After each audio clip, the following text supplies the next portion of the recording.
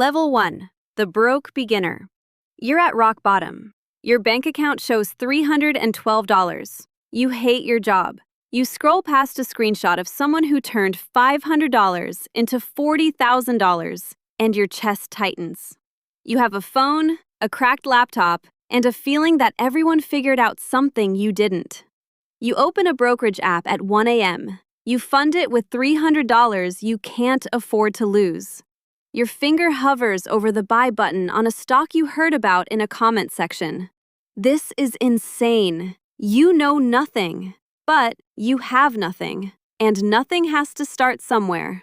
You tap buy. You go to sleep with the phone face down on your chest. Level 2. The Gambler. You wake up the next morning and check the screen before you check anything else. You're up $44.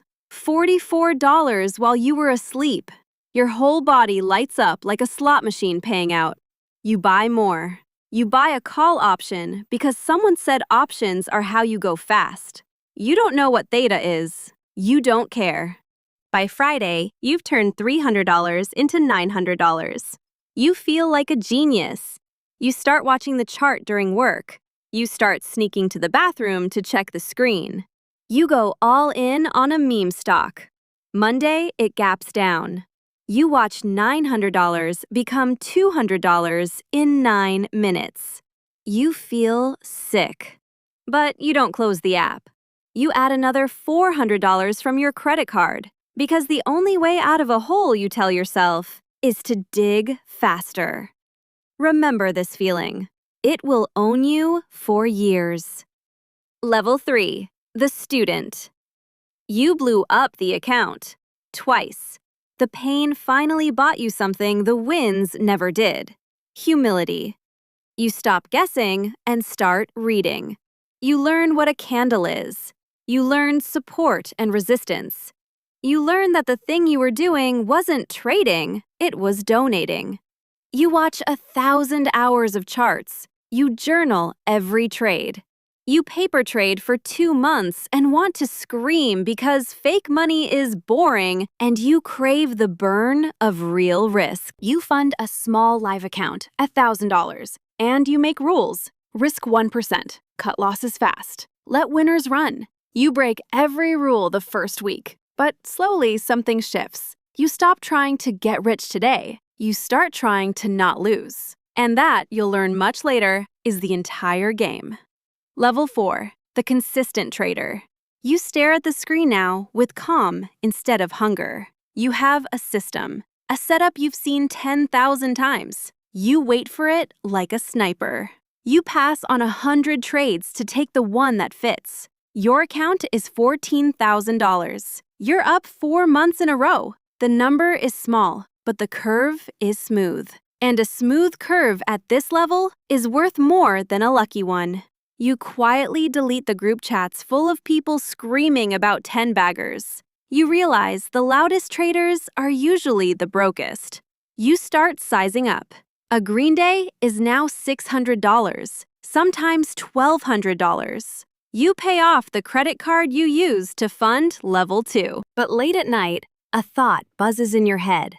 If I can make $1,200, why not $12,000? Why not size up 10 times? That voice is not your friend. That voice has killed more accounts than any crash. Level 5. The Funded Trader. You pass a prop firm evaluation. They hand you $200,000 of their capital to trade. Your name isn't on the money, but the buy button is. Suddenly, your $600 days are $6,000 days. You quit your job on a Tuesday with a 2-line message and your hands shaking. You tell your parents. Your mom is worried. Your dad asks what a trader actually makes, and you give him a number that makes him quiet. You're not gambling anymore. You're a professional risk manager who happens to use charts. You make $40,000 in a single month and pocket your split. You buy a real desk. 3 monitors, a chair that doesn't hurt your back. But the loneliness is the part nobody warned you about. There's no boss, no coworkers, no weekend. Just you and the screen and the silence. and the weight of every decision landing on one set of shoulders. Yours. Level 6, the 7-figure individual. You crossed $1 million. You remember the exact trade. You screenshotted the account and saved it to a folder you'll keep forever. $1 million made by a person who once put $300 into an app at 1 a.m. just to feel something. You trade your own capital now. No firm, no split, no rules but yours. You have an accountant who specializes in traders. You have an LLC. You have a separate account just for taxes because you learned that lesson the hard way, with a letter from the IRS that ruined a summer. You move size now. A single position is bigger than your old salary. You feel the market's mood before the news explains it. But the money has stopped feeling like money. A $30,000 day barely moves you. A $30,000 loss barely moves you. You've gone numb to the exact numbers that used to make your heart explode. That numbness is the cost of the skill. Nobody tells you that you trade your wonder for your edge. Level 7, the fund manager. People want in. They've watched your screenshots for years. They hand you their savings and ask you to grow it. You open a fund. You're not just risking your money now. You're risking the mortgage payments of people who trust you, the college funds, the retirements. The pressure is a different animal. A red month isn't your pain anymore. It's 20 phone calls you don't want to take. You hire an analyst. You hire a compliance officer because the regulators are real and they are watching. You manage $50 million. You make decisions at 9 a.m. that move more money than your hometown sees in a year. You stop reading every chart yourself. You approve. You delegate. You become the CEO of a machine you used to be the only part of.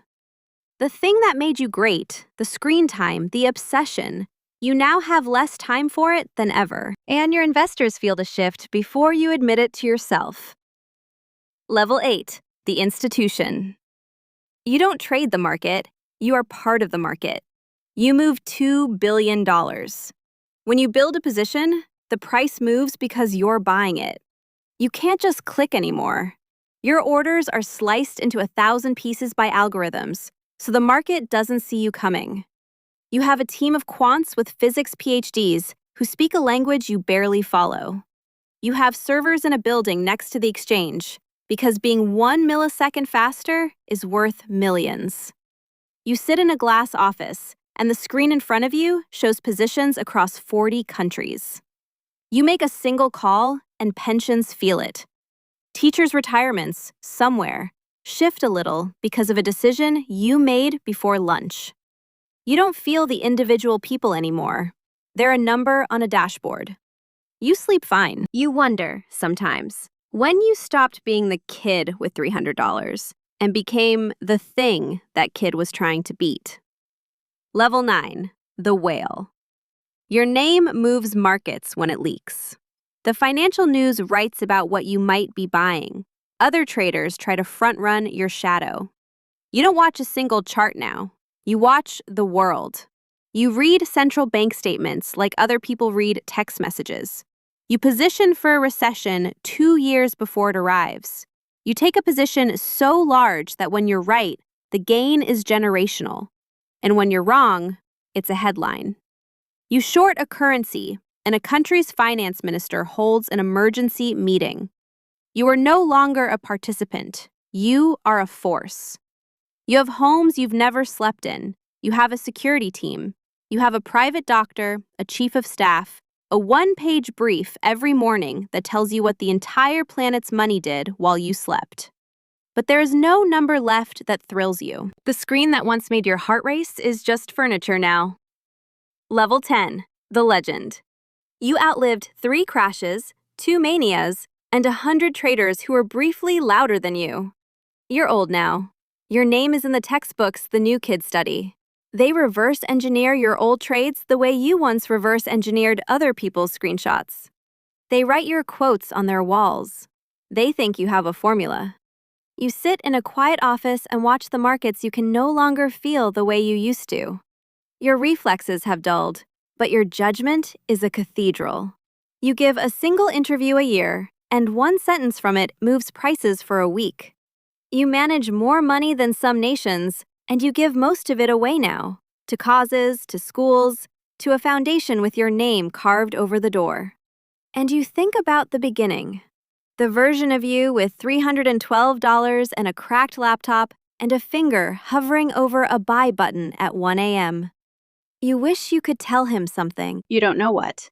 The truth wouldn't have stopped him. The truth wouldn't have helped him. The hunger was the point. The hunger was the engine. Without it, none of this happens. But the hunger also cost him everything he didn't know he had. The wonder of a $44 win. The thrill of a green day. The clean, simple feeling of money that still felt like money. You close your eyes. Somewhere in a small apartment in a city you've never visited, a 22-year-old is funding an app with $300 they can't afford to lose. They are nervous. They are hopeful. They have no idea what they are about to sign up for. They will not become you. Almost nobody becomes you. But they will try. And one of them, out of millions, will cross into the place you once lived and learn, as you learned, that the thing they were chasing was never the money at all. The cycle continues.